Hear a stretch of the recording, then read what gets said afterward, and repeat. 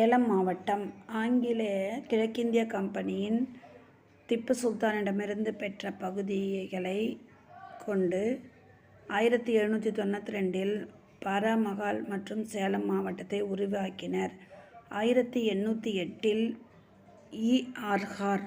Grave என்பவர் மாவட்ட ஆட்சித்தலைவராக இருந்தபோது இது சேலம் மாவட்டம் என்று பெயர் மாற்றம் செய்யப்பட்டது. இம்மாவட்டம் மரவள்ளிக்கிழங்கு சாகுபடி மற்றும் ஜவ்வரிசி உற்பத்தியில் முதன்மையான மாவட்டமாக விளங்குகிறது. ஏற்காடு ஏழைகளின் ஊட்டி என்று தெற்கின் அணிகலன்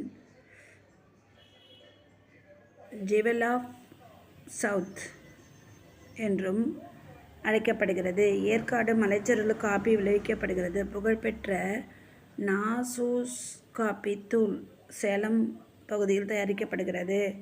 ஏற்காடு மலையின் கிழக்கு பகுதியில் பகோடா முனை பாயிண்ட் அமைந்துள்ளது. இது பிரமிட் வடிவில் இருப்பதால் பிரமிட் முனை எனவும் அழைக்கப்படுகிறது.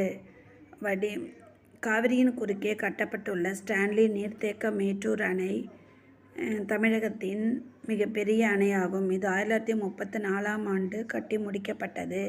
சேலம் நகரம் புவியியலாளர்களின் சொர்க்கம், ஜியாலிஸ்ட் பாரடைஸ் என்று அழைக்கப்படுகிறது. பரதநாட்டிய கலை பிறந்த மாவட்டம். புகழ்பெற்ற தமிழ் பல்கலைக்கழகம் தஞ்சையில் அமைந்துள்ளது. இந்தியாவின் கீழை நாட்டு ஆவணங்கள் மூலப்படிகளை பாதுகாக்கும் முக்கிய நூலகமாக சரஸ்வதி மகால் நூலகம் திகழ்கிறது.